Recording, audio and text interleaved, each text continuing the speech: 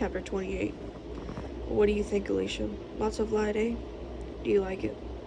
Yuri showed off the new studio proudly. It had been his idea to commandeer the unused room next to the goldfish bowl, and I agreed. It seemed a better idea than sharing Rowena's art therapy room, which, given her obvious hostility, would have created difficulties. Now Alicia could have a room of her own, where she'd be free to paint wherever she wished, where she'd be free to paint whenever she wished, and without interruption. Alicia looked around. Her easel had been unpacked and set up by the window, where there was the most light. Her box of oils was open on a table. Yuri winked at me as Alicia approached the table. He was enthusiastic about this painting scheme, and I was grateful for his support. Yuri was a useful ally, as he was by far the most popular member of the staff, with the patients anyway. He gave me a nod, saying, "Good luck. You're on your own now." Then he left. The door closed after him with a bang, but Alicia didn't seem to hear it. She was in her own world, bent over the table, examining her paints with a small smile. She picked up the sable brushes and stroked them as if they were delicate flowers. She unpacked 3 tubes of oils, Prussian blue, Indian yellow, and cadmium red, and lined them up. She turned to the blank canvas on the easel. She considered it. She stood there for a long time. She seemed to enter a trance, a reverie.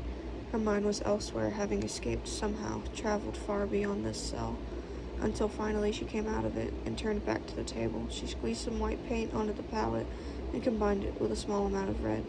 She had to mix the paints with a paintbrush. Her palette knives had immediately been confiscated upon her arrival at the Grove by Stephanie, for obvious reasons. She lifted the brush to the canvas and made a mark, a single red stroke of paint in the middle of the white space.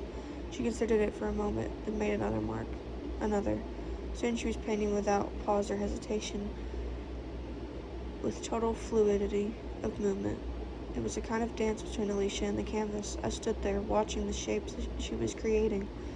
I remained silent, scarcely daring to breathe. I felt as if I was present in an intimate moment, watching a wild animal give birth. Although Alicia was aware of my presence, she didn't seem to mind. She occasionally looked up while painting and glanced at me, almost as if she was studying me. Over the next few days, the painting slowly took shape, roughly at first, sketchily, but with increasing clarity. Then it emerged from the canvas with a burst of pristine, photorealistic brilliance. Alicia had painted a red brick building, a hospital, unmistakably the Grove. It was on fire, burning to the ground. 2 figures were discernible on the firescape, a man and a woman escaping the fire. The woman was unmistakably Alicia, her red hair the same color as the flames. I recognized the man as myself. I was carrying Alicia in my arms, holding her aloft while the fire licked at my ankles. I couldn't tell if I was depicted as rescuing Alicia or about to throw her in the flames. Chapter 29. This is ridiculous. I've been coming here for years and nobody ever told me to call ahead before. I can't stand around waiting all day. I'm an extremely busy person. An American woman was standing by the reception desk complaining loudly to Stephanie Clark. I recognized Barbie Hellman from the newspapers and TV coverage of the murder. She was Alicia's neighbor in Hampstead, who had heard the gunshots the night of Gabriel's murder and phoned the police. Barbie was a Californian blonde in her mid-60s, possibly older. She was drenched in Chanel No. 5. She'd had considerable plastic surgery. Her name suited her. She looked like a start-led Barbie doll. She was obviously used to getting what she wanted, hence her loud protestations at the reception desk when she discovered she needed to make an appointment to visit a patient. "Let me talk to the manager," she said with a grand gesture, as if this were a restaurant instead of a psychiatric unit. "This is absurd. Where is he?" "I'm the manager, Mr. Hellman," said Stephanie. "We've met before." This was the first time I felt even vaguely sympathetic to Stephanie. It was hard not to pity her for being on the receiving end of Barbie's onslaught. Barbie talked a lot and talked fast, leaving no pauses, giving her opponent no time to respond. "Well, you never mentioned anything about making appointments before," Barbie laughed loudly. "For Christ's sake, it's easier to get a table at the Ivy." I joined them and smiled at Stephanie innocently. "Can I help?" Stephanie shot me an irritated look. "No, thanks. I can manage." Barbie looked me up and down with some interest. "Who are you?" "I'm Theo Faber, Alicia's therapist." "Oh, really?" Barbie said. "How interesting."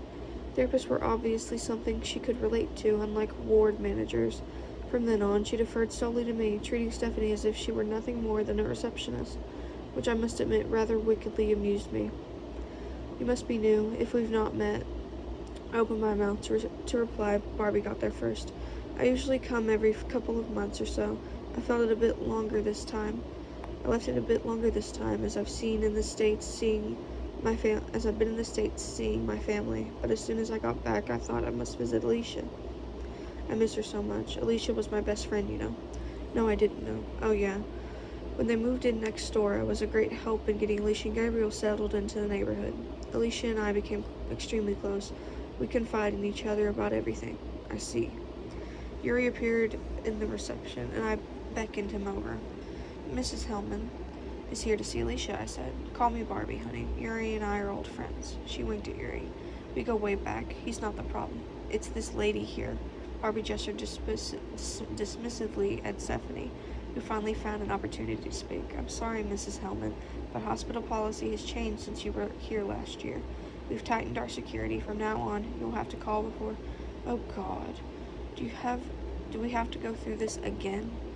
I'll scream if I have to hear it one more time. As if life weren't complicated enough. Stephanie gave up and Yuri led off Barbie. I followed. We entered the visitor's room and waited for Alicia. The bare room had a table and 2 chairs, no windows, and a sickly yellow fluorescent light. I stood at the back and watched Alicia appear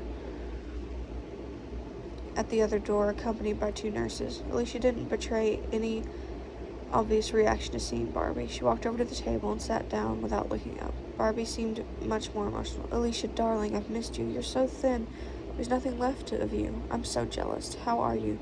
That awful woman nearly didn't let me see you. It's been a nightmare. So it went, an endless stream of insane chatter from Barbie, details of her trip to San Diego to visit her mother and brother. Alicia just sat there, silent, her face a mask, betraying nothing, showing nothing. After about 20 minutes, the monologue mercifully ended. Alicia was led away by Yuri, and as uninterested as she was when she had entered. I approached Barbie as she was leaving the grove. Can I have a word? Barbie nodded, as if she had been expecting this. You want to talk to me about Alicia? It's about time somebody asked me some goddamn questions. The police didn't want to hear anything, which is crazy because Alicia confided in me all the time, you know, about everything. She told me things you wouldn't believe. Barbie said this with a definite emphasis and gave me a coy smile. She knew she had piqued my interest, such as... Barbie smiled cryptically and pulled on her fur coat. Well, I can't go into it here. I'm late enough as it is. Come over this evening, say 6 p.m. I didn't relish the prospect of visiting Barbie at her house. I sincerely hoped Diomedes wouldn't find out, but I had no choice. I wanted to find out what she knew. I forced a smile. What's your address? Chapter 30.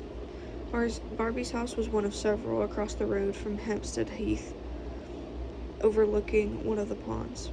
It was large and, given its location, probably fantastically overpriced. Barbie had lived in Hampstead for several years before Gabriel and Alicia moved in next door. Her ex-husband was an investment banker and had commuted between London and New York until their divorce. He found himself a younger, blonder version of his wife, and Barbie got the house. So everyone was happy, she said with a laugh, particularly me. Barbie's house was painted pale blue in contrast to the other houses on the street, which were white.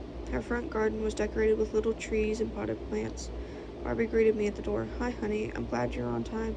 That's a good sign. This way.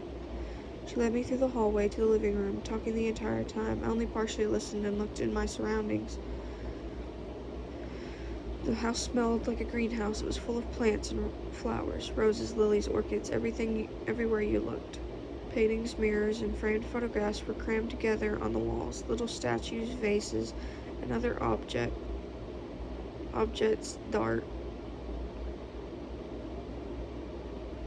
competed for space on tables and dressers. All expensive items, but crammed together like this, they looked like junk. Taken as a representation of Barbie's mind, it suggested a disordered inner world, to say the least. It made me think of chaos, clutter, greed, insatiable hunger. I wondered what her childhood had been like. I shifted a couple of tasseled cushions to make room and sat on the uncomfortable large sofa. Barbie opened a drinks cabinet and pulled out a couple of glasses. Now, what do you want to drink? You look like a whiskey drinker to me. My ex-husband drank a gallon of whiskey a day.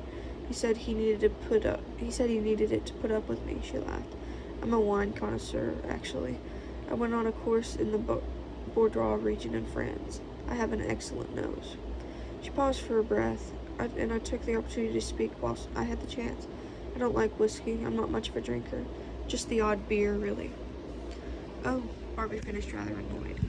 I don't have any beer. Well, that's fine. I don't need a drink. I do, honey. It's been one of those days. Barbie poured herself a large glass of red wine and curled up in the armchair as if she were settling in for a good chat. I'm all yours, she smiled flirtatiously. What do you want to know? I have a couple of questions, if that's all right. I'll fire away. Did Alicia ever mention seeing a doctor? Barbie seemed surprised by the question. You mean a shrink? No, I mean a medical doctor. Oh, well, I don't. Barbie hesitated. Actually, now that you mention it, yes, there was someone she was seeing. Do you know the name? No, I don't, but I remember I told her about my doctor, Dr. Moss. He was just incredible. He only has to look at you to see what's wrong with you straight away, and he tells you exactly what to eat. It's amazing. A long and complicated explanation of the dietary demands by Barbie's doctor followed, and an insistence I'd pay him a visit soon. I was starting to lose patience. It took some effort to get her back on track. You saw Alicia on the day of the murder? Yes, just a few hours before it happened. Barbie paused to gulp some more wine. I went over to see her. I used to pop over all the time for coffee. Well, she drank coffee. I usually took a bottle of something. We'd talk for hours. We were so close, you know. So you keep saying, I thought. But I had already diagnosed Barbie as almost entirely narcissistic. I doubted she was able to relate to others except as a function of her own needs. I imagined Alicia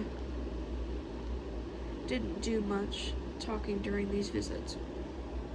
How would you describe her mental state that afternoon? Barbie shrugged. She seemed fine. She had a bad headache, that was all. She wasn't on edge at all. Should she be? Well, given the circumstances, Barbie gave me an astonished look. You don't think she was guilty, do you? She laughed. Oh, honey, I thought you were smarter than that. I'm afraid I don't. Alicia was no way tough enough to kill anyone. She wasn't a killer. Take it from me. She's innocent. I'm 100% sure. I'm curious how you can be so positive given the evidence. I don't give a shit about that. I've got my own evidence. You do.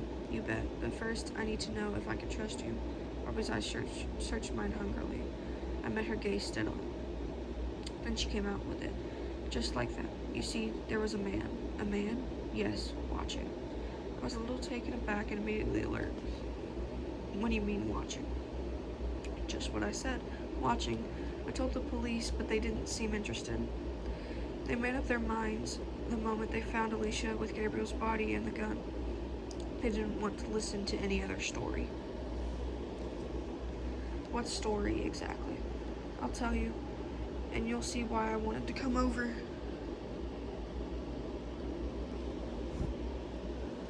And you'll see why I wanted you to come over tonight. It's worth hearing. Just get on with it, I thought. But I said nothing and smiled encouragingly. She refilled her glass. It started a couple of weeks before the murder. I went over to see Alicia, and we had a drink, and I noticed she was quieter than usual. I said, "Are you okay?" And she started crying. I'd never seen her like that before. She was crying her eyes out. She was normally so reserved, you know, but that day, she just let go. She was a mess, honey, a real mess. What did she say? She asked me if I'd noticed anyone hanging around in the neighborhood. She'd seen a man on the street watching her. Barbie hesitated. I'll show you. She texted this to me. Barbie's manicured hands outstretched for her phone, and she searched through her photos on it. She thrust the phone at my face. I stared at it. It took me a second to make sense of what I was seeing. A blurred photograph of a tree. What is this? What does it look like? A tree. Behind the tree. Behind the tree was a gray blob. It could have been anything, from a lamppost to a large dog. It's a man. You could see his outline quite distinctly. I wasn't convinced, but didn't argue. I didn't want Barbie to get distracted. Keep going. That's it. But what happened? Barbie shrugged. Nothing. I told Alicia to tell the cops, and that was when I found out she hadn't even told her husband about it. She hadn't told Gabriel. Why not? I don't know. I got the feeling he wasn't all that sympathetic a person. Anyway, I insisted she tell the police. I mean, What about me? What about my safety? A prowler's outside and I'm a woman living alone, you know? I want to feel safe when I go to bed at night. Did Alicia follow your advice? Barbie shook her head. No, she did not. A few days later, she told me she talked it over with her husband and decided she was imagining it all. She told me to forget it, and asked me not to mention it to Gabriel if I saw him. I don't know. The whole thing stank to me. And she asked me to delete the photo. I didn't. I showed it to the police when she was arrested, but they weren't interested. They'd already made up their minds. But I'm positive there's more to it. Can I tell you? She lowered her voice to a dramatic whisper. Alicia was scared. Barbie left a dramatic pause, finishing her wine. She reached for the bottle. Sure you don't want to drink. I refused again, thanked her, made my excuses, and left. There was no point in staying further. She had nothing else to tell me. I had more than enough to think about. It was dark when I left her house. I paused a moment outside the house next door. Alicia's old house. It had been sold soon after to Barbie, most unfriendly. She had made several advances, which they had resisted. I wondered how I'd feel if Barbie lived next door to me, endlessly popping over. I wondered how Alicia felt about her. I lit a cigarette and thought about what I had just heard. So Alicia told Barbie she was being watched. The police had presumably thought Barbie was attention-seeking and making it up, which was why they had ignored her story. I was surprised. Barbie was hard to take seriously. It meant that Alicia had been scared enough to appeal to Barbie for help, and afterward to Gabriel. What then? Did Alicia confide in someone else? I needed to know. I had a sudden image of myself as a child, a little boy close to bursting with anxiety, holding in all my terrors, all my pain, pacing endlessly, restlessly scared, alone with the fears of my crazy father. No one to tell, no one who'd listen. Alicia must have felt similarly desperate, or she'd never have confided in Barbie. I shivered and sensed a pair of eyes on the back of my head. I spun around, but no one was there. I was alone. The street was empty, shadowy, and silent.